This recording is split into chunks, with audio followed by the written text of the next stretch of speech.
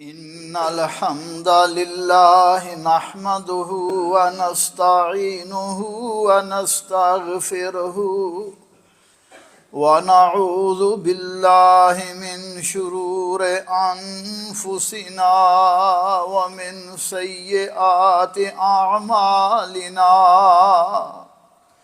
من يهده الله فلا مضل له ومن يضلله فلا هادي له وأشهد أن لا إله إلا الله وحده لا شريك له وأشهد أن محمدا عبده ورسوله اللهم صل على محمد النبي الأمي وأزواجه أمهات المؤمنين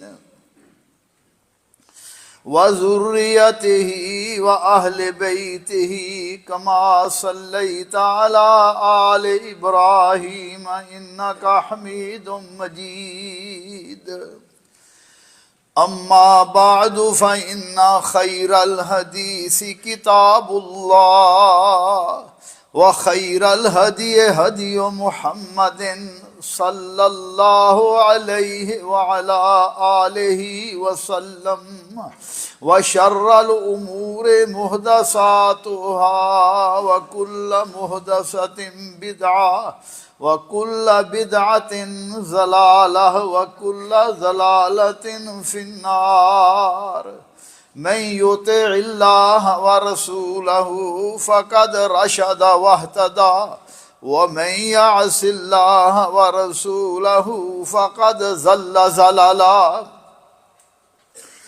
أعوذ بالله السميع العليم وبوجهه الكريم وسلطانه القديم من الشيطان الرجيم من همزه ونفخه ونفسه بسم الله الرحمن الرحيم سبحان الذي أسرى بعبده ليلا من المسجد الحرام إلى المسجد الأقصى من المسجد الحرام إلى المسجد الأقصى الذي باركنا حوله لنريه من آياتنا إنه هو السميع البصير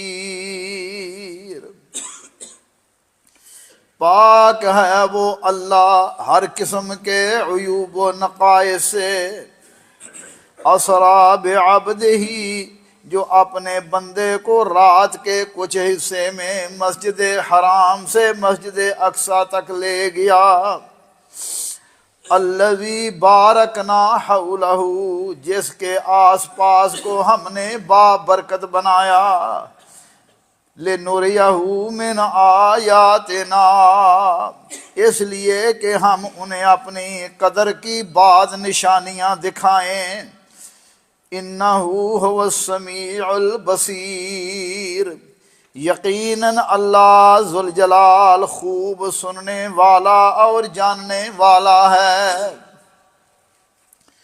بھائیو، دوستو، بزرگو، قابل احترام خواتین اسلام، اللہ احکم الحاکمین نے رسول اللہ صلی اللہ علیہ وسلم کو بہت سارے معجزے عطا فرمائے۔ ان میں ایک معجزہ اسراء والمعراج کا معجزہ ہے۔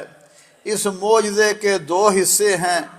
پہلا حصے کا تعلق مسجد حرام سے مسجد اقصی تک کا سفر ہے، جیسے اسراء کہتے ہیں، اور دوسرا معراج ہے۔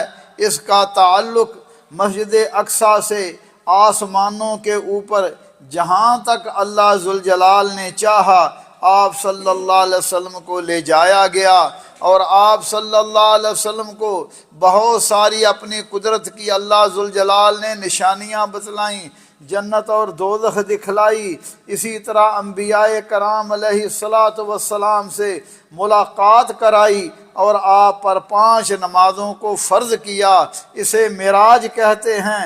اہل سنت والجماعت کا عقیدہ ہے کہ رسول اللہ صلی اللہ علیہ وسلم کو معراج ہوا، جسمانی معراج ہوا، روح اور بیداری کی حالت میں معراج ہوا۔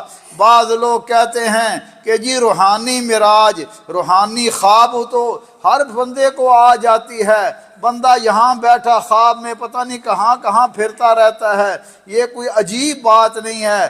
اصل بات یہ ہے کہ معراج نبی صلی اللہ علیہ وسلم کو نیند کی حالت میں نہیں ہوا اور بیداری کی حالت میں جسم کے ساتھ آپ صلی اللہ علیہ وسلم کو لے جایا گیا۔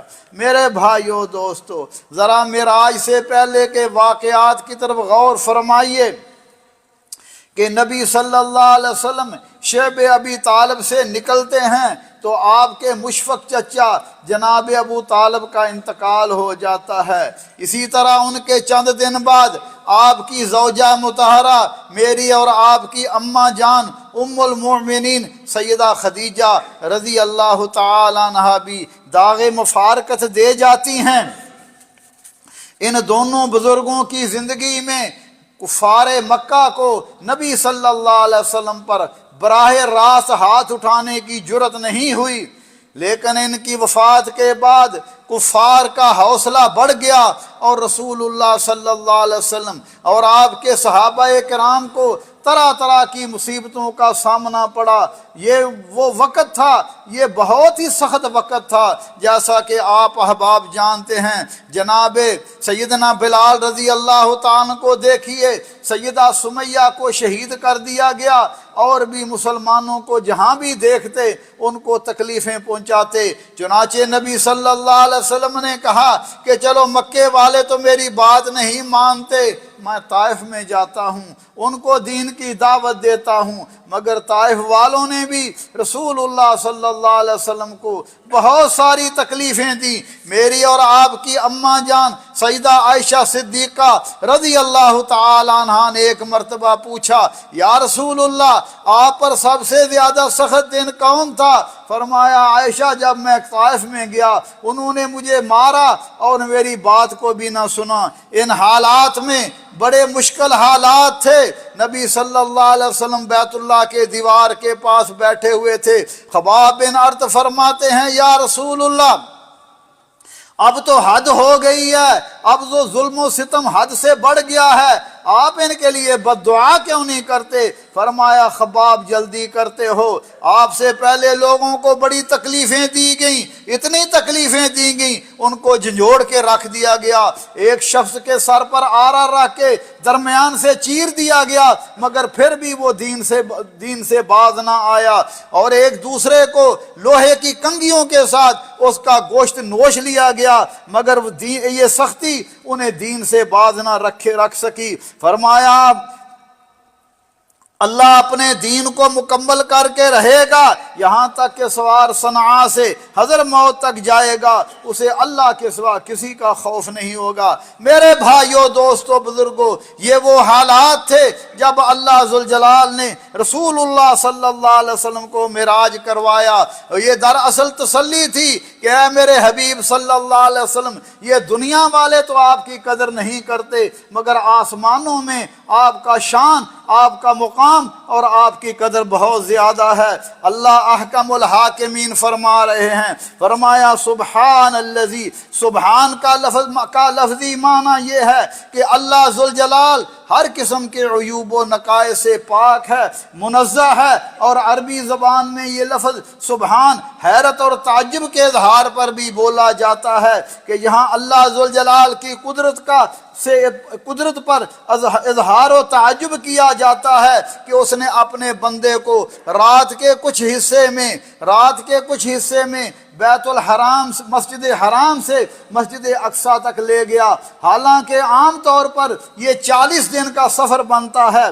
فرمایا کہ اللہ ذوالجلال لے گیا، اور میرے بھائیو دوستو یہ رسول اللہ صلی اللہ علیہ وسلم کا معجزہ ہے، اور معجزہ پر ہاتھ نبی کا ہوتا ہے لیکن قوت اللہ ذوالجلال کی طرف سے ہوتی ہے، یہ صرف اللہ ذوالجلال کی قدرت کا کرشمہ ہے۔ بعض لوگ اسے رسول اللہ صلی اللہ علیہ وسلم کا کمال سمجھتے ہیں، یہ بات غلط ہے۔ یہ تو رسول اللہ صلی اللہ علیہ وسلم کا اعزاز ہے اور آپ کی صداقت کی نشانی ہے، لیکن کمال قدرت سیر کرانے والا صرف اور صرف اللہ ذوالجلال ہے۔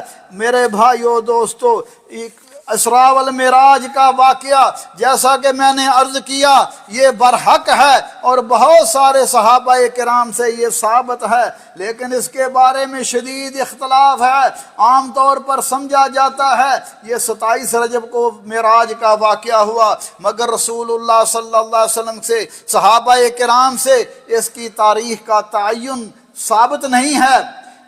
آپ حافظ ابن حجر رحمۃ اللہ علیہ نے تقریباً 10 اقوال اس کے بارے میں نقل کیے ہیں، مگر اس کے بارے میں سب سے بہتر رائے جو حضرت امام زہری نے حضرت عروہ بن زبیر رضی اللہ تعالیٰ کا قول نقل کیا کہ یہ معراج کا واقعہ ہجرت سے 1 سال پہلے نبی صلی اللہ علیہ وسلم کو پیش آیا، اور آپ یعنی 12 نبوی سال اور ربیع الاول کا مہینہ تھا، لیکن تاریخ کا تعین کسی بھی صحیح حدیث سے یہ ثابت نہیں ہے۔ میرے بھائیو دوستو بزرگو، واقعہ لمبا ہے، وقت تھوڑا ہے، میں اختصار کے طور پر چند گزارشات کروں گا۔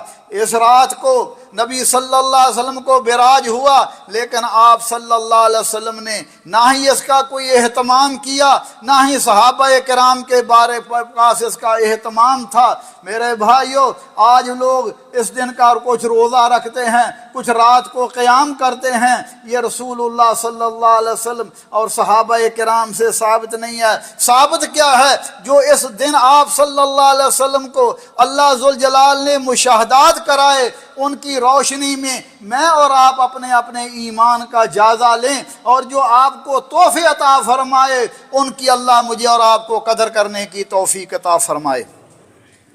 نبی صلی اللہ علیہ وسلم نے فرمایا، میں اپنے گھر میں سویا ہوا تھا، میرے گھر کی چھت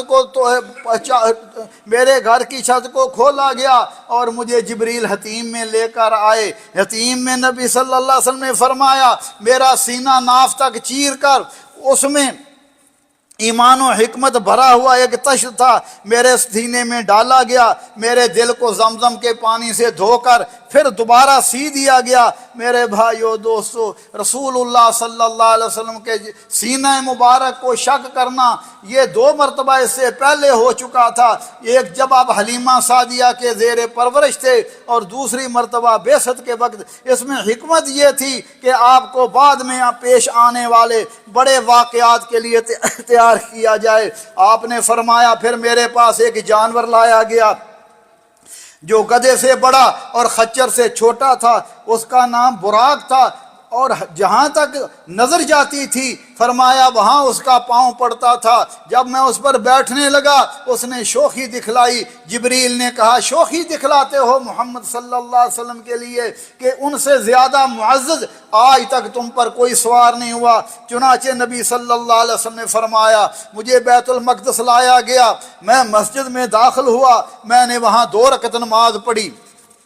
جب میں واپس آیا فرمایا اب یہاں بھی علماء کرام میں اختلاف ہے، جیسا کہ بعض علماء کہتے ہیں کہ نبی صلی اللہ علیہ وسلم نے جب جاتے وقت انبیاء کرام کی جماعت کرائی تھی، مگر صحیح طور پر جو ثابت ہے وہ یہ ہے جب آپ معراج سے واپس آئے اس وقت نبی صلی اللہ علیہ وسلم کے ساتھ انبیاء کرام علیہ السلام بھی تشریف لائے تھے اور آپ نے وہاں امامت کروائی۔ اس سے ثابت ہوا کہ محمد کریم صلی اللہ علیہ وسلم کے ہوتے ہوئے کوئی اور مصلی پر کھڑا نہیں ہو سکتا، کیونکہ آپ ہی امام اعظم ہیں اور آپ ہی انبیاء والمرسلین کے امام ہیں۔ میرے بھائیو دوستو، آپ نے فرمایا پھر میں باہر آیا، مجھے 2 پیالے پیش کیے گئے مہمان نوازی کے لیے، ایک میں دودھ تھا اور دوسرے میں شراب تھی، میں نے دودھ پی لیا۔ جبریل نے کہا کہ آپ نے فطرت کو پایا، اگر آپ شراب پی لیتے تو آپ کی امت گمراہ ہو جاتی۔ فرمایا پھر میں جبریل کے ساتھ چل پڑا یہاں تک کہ آسمان دنیا پر پہنچ گئے، اور دوسری روایت میں ہے کہ جبریل مجھے لے کر آسمان پر لے آئے۔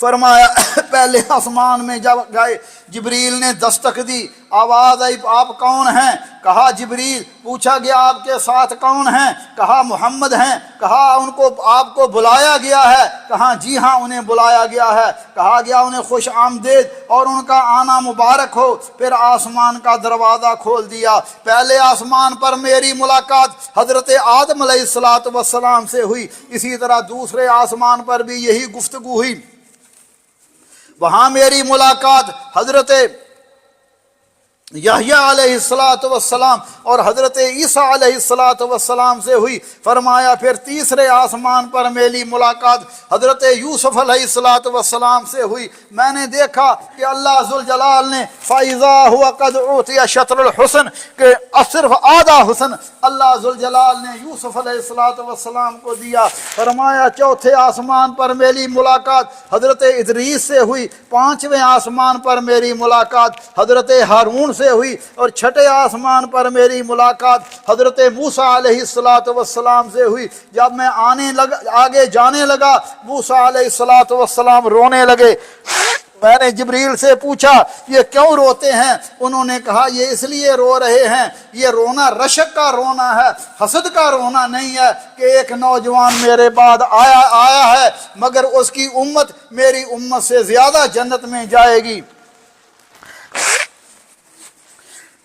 فرمایا ساتویں آسمان پر میری ملاقات حضرت ابراہیم علیہ السلام سے ہوئی۔ وہ بیت معمور کے ساتھ ٹیک لگا کر بیٹھے ہوئے تھے۔ یہ بیت معمور اس بیت اللہ کے بالکل عین اوپر فرشتوں کا کعبہ ہے، جہاں ہر روز 70,000 فرشتے اس بیت معمور کا طواف کرتے ہیں، اور جو ایک مرتبہ طواف کر لے پھر قیامت تک اس کی باری نہیں آتی۔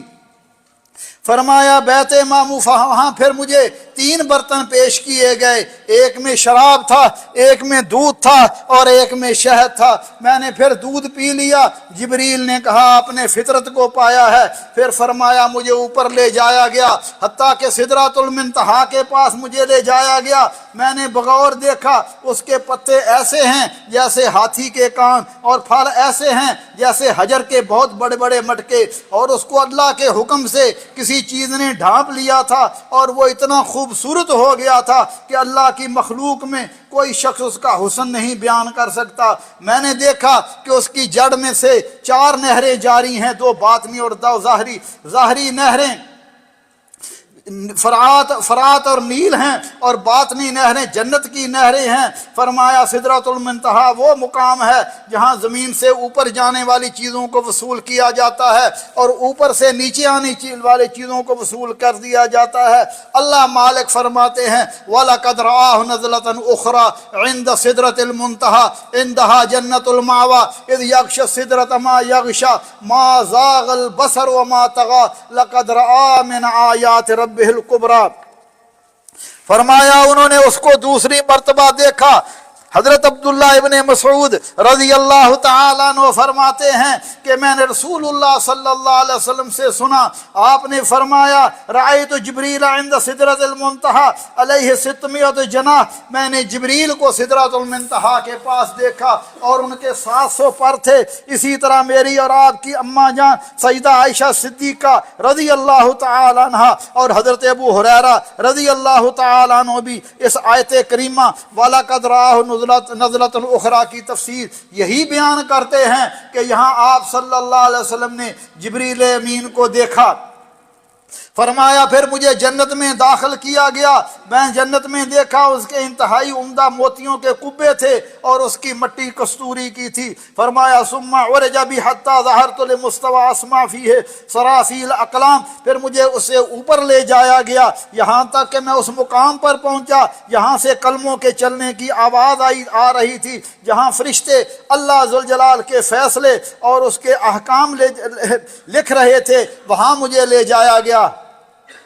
کیا رسول اللہ صلی اللہ علیہ وسلم نے معراج کی رات اللہ ذوالجلال کو براہ راست اپنی ان آنکھوں سے دیکھا؟ اس بارے میں اختلاف ہے، جو صحیح طور پر ثابت ہے۔ صحیح بخاری کی حدیث ام المومنین عائشہ صدیقہ رضی اللہ تعالیٰ عنہ سے پوچھا گیا کیا رسول اللہ صلی اللہ علیہ وسلم نے اپنی آنکھوں سے اللہ کو دیکھا؟ فرمانے لگی نہیں نہیں، من قال فإن محمد رعى ربه فقد كذب، جو شخص یہ کہے کہ رسول اللہ صلی اللہ علیہ وسلم نے اپنی آنکھوں سے اللہ ذوالجلال کو دیکھا وہ جھوٹ بولتا ہے، کیونکہ اللہ مالک فرما رہے ہیں لا تدرکہ الابصار وہو یدرک، اللہ کو کوئی آنکھ نہیں دے سکتی، وہ سب کو دیکھتا ہے۔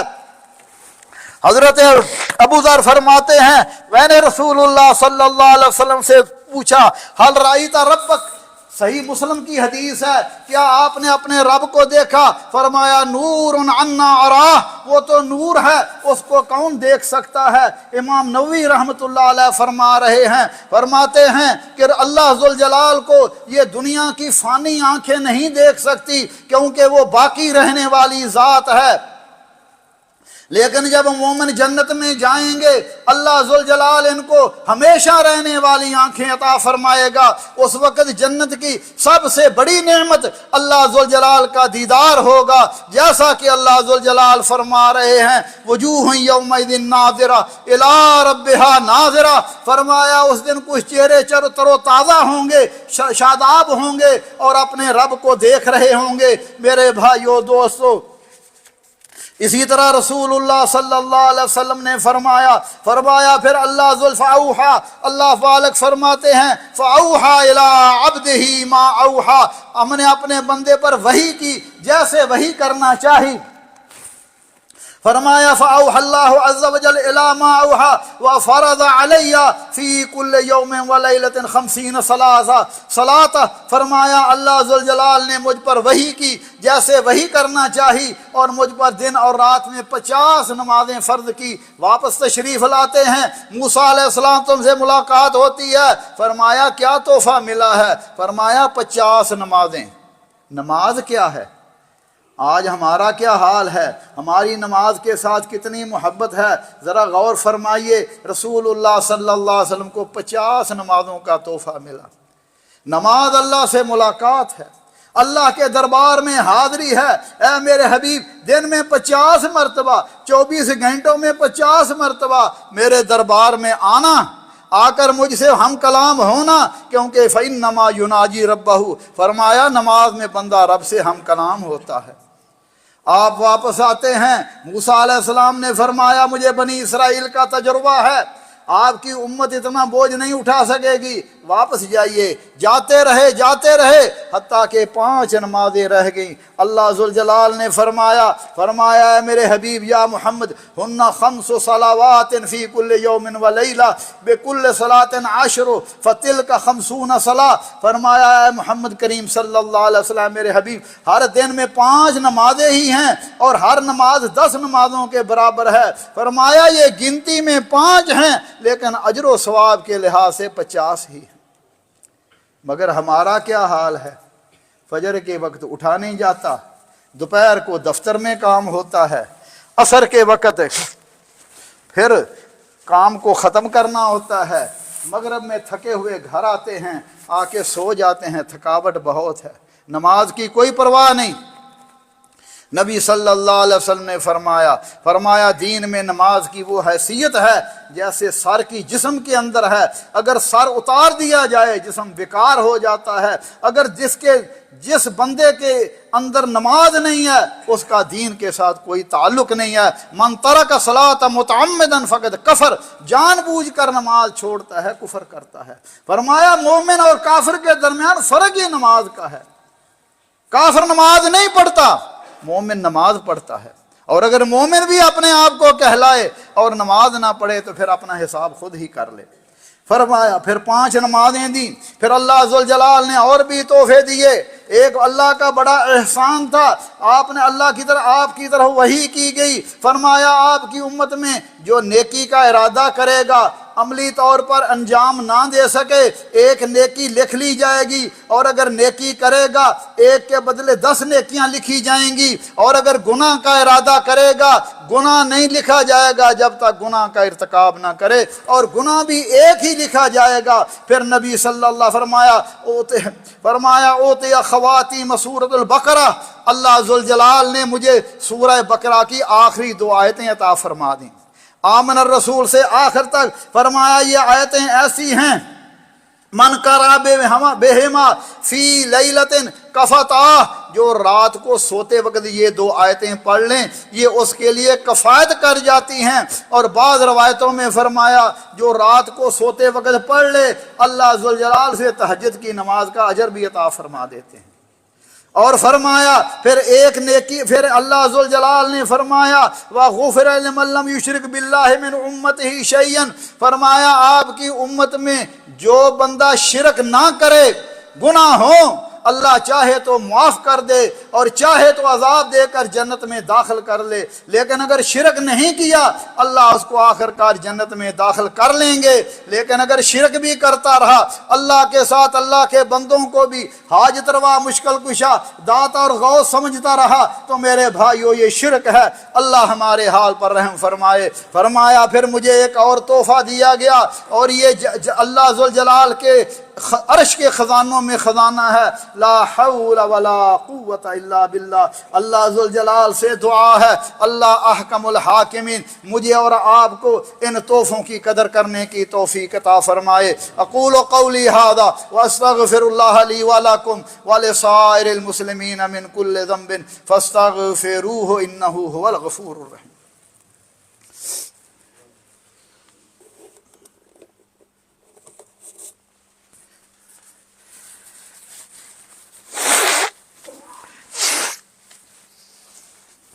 الحمدللہ الحمدللہ وسلام علی عبادہ الذین اصطفیٰ، اشہد ان لا الہ الا اللہ وحدہ لا شریک لہ واشہد ان محمدا عبدہ ورسولہ صلوات اللہ ربی وسلام علیہ۔ نبی صلی اللہ علیہ وسلم نے فرمایا جس رات مجھے سیر کرائی گئی میں نے ایک عمدہ خوشبو سونگھی، کسی طرف سے خوشبو آ رہی تھی، میں نے جبریل سے پوچھا یہ خوشبو کس کی ہے؟ وہ فرمانے لگے یہ فرعون کی بیٹی کو کنگھی کرنے والے خاتون اور اس کے بچوں کی خوشبو ہے۔ میں نے پوچھا اس کا قصہ کیا ہے؟ وہ فرمانے لگے ایک دن بنت فرعون کو کنگھی کر رہی تھی، کنگھی ہاتھ سے گر گئی، انہوں نے بسم اللہ پڑھ کے اٹھا لی۔ فرعون کی بیٹی کہنے لگی لوگ تو میرے باپ کا نام لیتے ہیں، تو نے کس کا نام لیا؟ فرمانے لگی میں اللہ کا نام لیا، اللہ وہ ہے جو میرا بھی اور تیرے باپ کا رب ہے۔ بیٹی نے فرعون کی بیٹی نے کہا میں باپ کو خبر دوں گی، انہوں نے کہا دے دو۔ چنانچہ بنت فرعون نے فرعون کو خبر دی، اس نے بلایا اور پوچھا کیا میرے علاوہ بھی کوئی رب ہے؟ انہوں نے کہا ہاں اللہ تعالیٰ جو میرا اور تیرا رب ہے۔ چنانچہ اس نے پہلے سمجھایا، پھر ایک تانبے کا بڑا برتن منگوایا جس میں تیل گرم کرنے کا حکم دیا، پھر اس کے تمام بچوں کو اکٹھا کر کے اس گرم تیل میں جلا دیا گیا۔ اور اس نے کہا میرا ایک مطالبہ ہے، میرا ایک مطالبہ ہے۔ اس نے کہا اب مطالبہ کرتی ہو، جب بچے سارے مر گئے کیا مطالبہ ہے؟ فرمانے لگی یاد رکھو میں نے بھی اسی طرح جانا ہے، لیکن میری ایک خواہش ہے کہ میرے بچوں کی ہڈیوں کو ایک کپڑے میں لپیٹ کر ہم سب کو ایک ہی قبر میں دفن کر دینا تاکہ قیامت کے دن ہم سب اکٹھے اٹھیں۔ فرعون ماشطہ رضی اللہ تعالی عنہ کا ایک چھوٹا بچہ معصوم تھا جس کو انہوں نے سینے پر لگایا ہوا تھا، جب فوجیوں نے اس کو کھینچا تو مائی کے آنکھوں کے سامنے جیسے کہتے ہیں اندھیرا چھا گیا۔ فرمانے لگی سب کو تو مار دیا اب اس کو تو چھوڑ دو۔ نبی صلی اللہ علیہ وسلم نے فرمایا وہ بچہ بول کر کہتا ہے یا اماں اقتحمی فإن عذاب الدنیا احون من عذاب الآخرہ، اماں جان اس تیل میں کود جاؤ، اس تیل میں کود جاؤ کیونکہ دنیا کا عذاب آخرت کے عذاب سے ہلکا ہے۔ تو میرے بھائیو دوستو اسی طرح رسول اللہ صلی اللہ علیہ وسلم نے فرمایا، آپ صلی اللہ علیہ وسلم کو دجال بھی دکھلایا گیا، جہنم کا داروغہ بھی دکھلایا گیا، آپ صلی اللہ علیہ وسلم کو جنت میں نہر کوثر کی بھی دکھلائی گئی۔ اسی طرح نبی صلی اللہ علیہ وسلم نے فرمایا میں نے معراج کی رات جب مجھے معراج کرائی گئی تو میں نے قدموں کی آہٹ سنی، میں نے پوچھا جبریل یہ کس کے قدموں کی آہٹ ہے، آواز ہے؟ فرمانے لگے یہ آپ کے غلام بلال کی آواز ہے۔ بلال زمین پر چل رہے ہیں، آسمانوں پر ان کے چلنے کی آواز آ رہی ہے۔ آپ نے واپس آ کر پوچھا بلال وہ کون سا عمل ہے جو تو کرتا ہے؟ میں نے تیرے چلنے کی آواز جنت میں سنی۔ فرمایا یا رسول اللہ کوئی لمبا عمل تو نہیں ہے جو مجھے یاد ہے، بڑا عمل نہیں ہے، صرف اتنا ہے میں باوضو رہتا ہوں اور جب بھی وضو کرتا ہوں 2 رکعت نماز پڑھ لیتا ہوں۔ فرمایا نبی صلی اللہ علیہ وسلم نے ما مررت لیلۃ الاسریٰ بہ، جب میں لیلۃ الاسریٰ معراج کی رات فرشتوں کے گروپ کے پاس سے گزرا، وہ کہنے لگے یا محمد مر امتک بالحجامہ، اے محمد صلی اللہ علیہ وسلم اپنی امت کو کہو وہ حجامہ کیا کریں، علاج کے لیے حجامہ کیا کریں۔ نبی صلی اللہ علیہ وسلم خود بھی حجامہ کرواتے تھے۔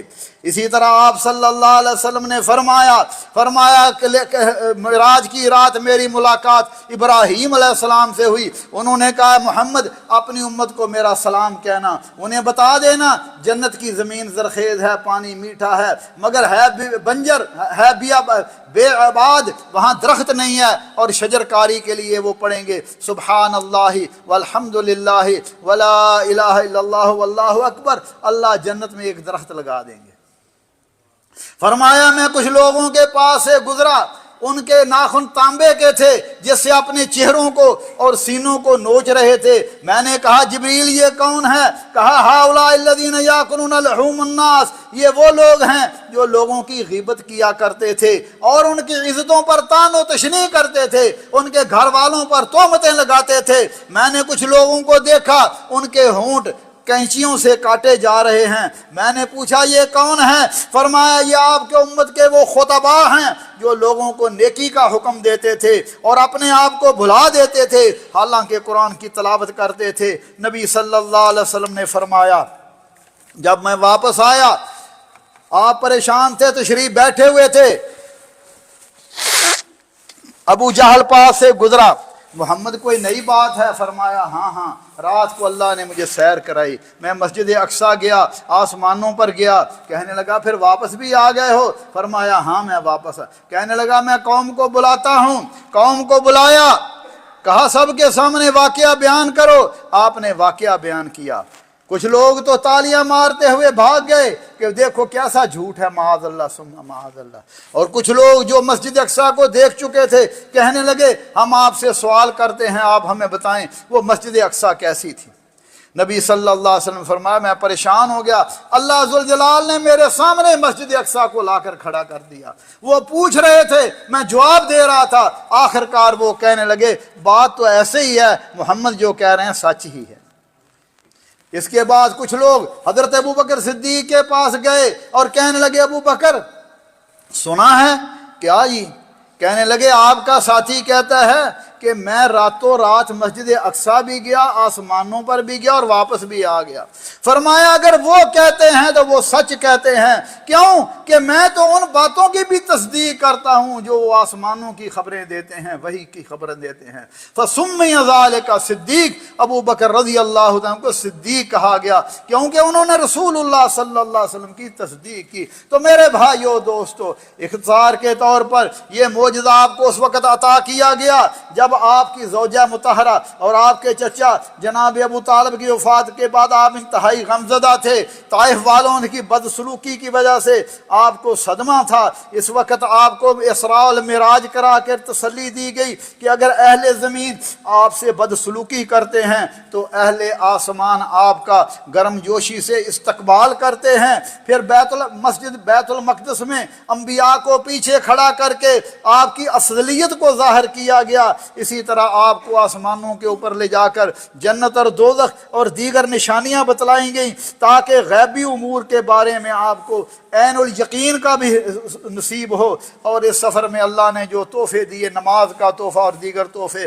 اللہ ذوالجلال سے دعا ہے اللہ احکم الحاکمین مجھے اور آپ کو ان تحفوں کی قدر کرنے کی توفیق عطا فرمائے۔ ربنا ظلمنا انفسنا وان لم تغفر لنا وترحمنا لنكونن من الخاسرين اللهم انك عفو تحب العفو فاعف عنا اللهم فاطر السماوات والارض انت ولينا في الدنيا والاخره اللهم توفنا مسلمين والحقنا بالصالحين اللهم احسن عاقبتنا في الامور كلها واجرنا من خزي الدنيا وعذاب الاخره رب کریم غفور رحیم اللہ ہمارے گناہوں کو معاف فرما، یا اللہ دین پر استقامت نصیب فرما، جب تک زندہ رہیں اسلام اور ایمان پر زندہ رکھنا، اور جب ہماری موت آئے اللہ مسلمان کر کے مارنا، اور اپنے حبیب صلی اللہ علیہ وسلم کی جنت میں رفاقت نصیب فرمانا۔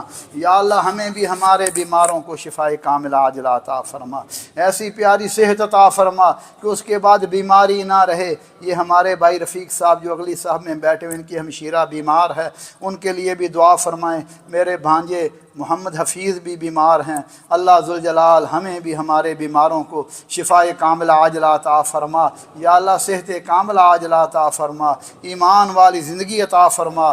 اللہ ہمارے والدین پر رحم فرما، جیسے انہوں نے بچپن میں ہم پہ رحم کیا، ان میں جو زندہ ہیں اللہ انہیں صحت و عافیت ایمان عطا فرما، ان کی خدمت کر کے ہمیں جنت الفردوس حاصل کرنے کی توفیق عطا فرما، اور جو فوت ہو چکے ہیں اللہ ان کی مغفرت فرما، اللہ ان کی قبروں کو جنت کے باغ بنا۔ ہمارے بزرگ حاجی غلام رسول صاحب نے ان کی اہلیہ فوت ہو چکی ہیں، ان کے لیے دعا کی درخواست کی ہے، اللہ ذوالجلال ان کی اہلیہ کی مغفرت فرمائے اور پسماندگان کو صبر جمیل عطا فرمائے۔ عباد اللہ رحمکم اللہ، ان اللہ یامر بالعدل والاحسان وایتاء ذی القربى وینہی عن الفحشاء والمنکر والبغی یعظکم لعلکم تذکرون، اذکروا اللہ یذکرکم وادعوہ یستجب لکم ولذکر اللہ اکبر واللہ یعلم ما تصنعون۔ واقم الصلاۃ۔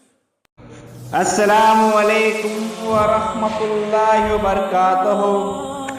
ناظرین اکرام، اسلامک ٹی وی اس چینل کو ابھی تک جنہوں نے سبسکرائب نہیں کیا ہے، برائے مہربانی اس چینل کو سبسکرائب ضرور کریں، اور ہر دن کی اپڈیٹ کے لیے اس کے ساتھ ہی ایک بیل، ایک گھنٹی کا نشان آئے گا، اسے آپ ضرور پریس کریں اور اسے دبا کر آپ ہمارے ساتھ تعاون فرمائیں۔ جزاک اللہ خیر۔ السلام علیکم ورحمۃ اللہ وبرکاتہ۔